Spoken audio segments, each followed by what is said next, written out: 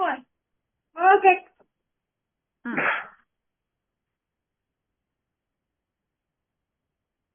Assalamualaikum warahmatullahi wabarakatuh. Pada kesempatan diskusi ini, kelompok dua kami akan membahas pengujian peraturan perundang-undangan sebagai konsekuensi logis dari prinsip negara hukum. Topik ini penting karena pengujian peraturan perundang-undangan merupakan salah satu pilar utama dalam sistem hukum Indonesia. Negara Indonesia menganut prinsip negara hukum yang berarti bahwa seluruh tindakan pemerintah dan pembentuk undang-undang harus didasarkan pada hukum. Oleh karena itu, setiap peraturan yang dibuat tidak boleh bertentangan dengan norma hukum yang lebih tinggi, terutama dengan Undang-Undang Dasar 1945. Melalui diskusi ini, kami akan menjelaskan mengapa pengujian peraturan perundang-undangan menjadi hal yang tidak terpisahkan dari negara hukum, serta bagaimana teori hierarki norma menjadi dasar pembagian kewenangan antara Mahkamah Konstitusi dan Mahkamah Agung. Selanjutnya akan dijelaskan oleh rekan saya. Silakan. Baik, selanjutnya akan dijelaskan oleh saya mengenai mengapa pengujian peraturan perundang-undangan merupakan konsekuensi logis dari prinsip negara hukum.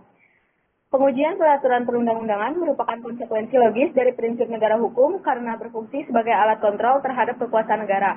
Tanpa adanya mekanisme pengujian, pembentuk undang-undang dapat membuat peraturan yang bertentangan dengan hukum yang lebih tinggi atau bahkan melanggar hak warga negara. Selanjutnya, dalam negara hukum, hukum harus menjamin kepastian hukum, keadilan, dan perlindungan hak asasi manusia.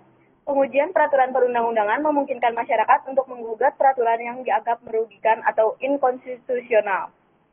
Selain itu pula, pengujian juga bertujuan untuk menjaga konsistensi dan harmonisasi peraturan perundang-undangan, sehingga tidak terjadi konflik norma yang dapat menimbulkan ketidakpastian hukum.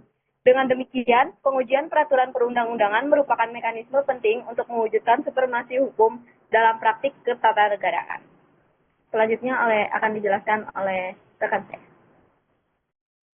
Baik, saya akan memaparkan mengenai teori hierarki norma dari Steuvenbauer teori, yaitu pembahasan mengenai pengujian peraturan perundang-undangan tidak dapat dilepaskan dari teori hierarki norma atau Steuvenbauer teori yang dikemukakan oleh Hans Kelsen. Menurut teori ini, norma hukum tersusun secara bertingkat dan berjenjang, di mana norma yang lebih rendah harus bersumber dan tidak boleh bertentangan dengan norma yang lebih tinggi.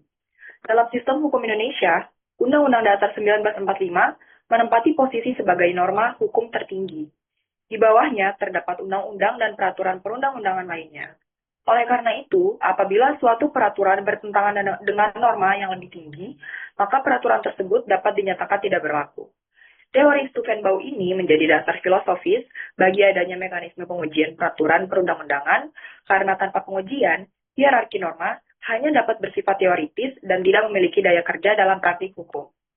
Selanjutnya akan dijelaskan oleh rekan saya. Baik, saya akan menjelaskan tentang peran Mahkamah Konstitusi dan peran Mahkamah Agung sekaligus penutup. Baik, implementasi teori hierarki norma dalam sistem hukum Indonesia tercermin dalam pembagian kewenangan antara Mahkamah Konstitusi dan Mahkamah Agung. Nah, Mahkamah Konstitusi memiliki kewenangan untuk menguji undang-undang terhadap Undang-Undang Dasar 1945, sehingga berperan sebagai penjaga konstitusi. Sementara itu, Mahkamah Agung berwenang menguji peraturan perundang-undangan di bawah undang-undang terhadap undang-undang. Nah, pembagian kewenangan ini bertujuan untuk memastikan bahwa setiap norma hukum berada dalam satu sistem yang tertib dan tidak ada saling bertentangan.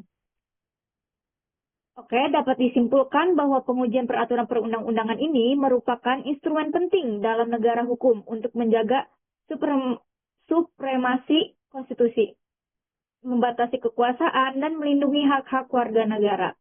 Demikian pemaparan dari kelompok kami. Kurang dan lebihnya mohon maaf. Terima kasih. Wassalamualaikum warahmatullahi wabarakatuh.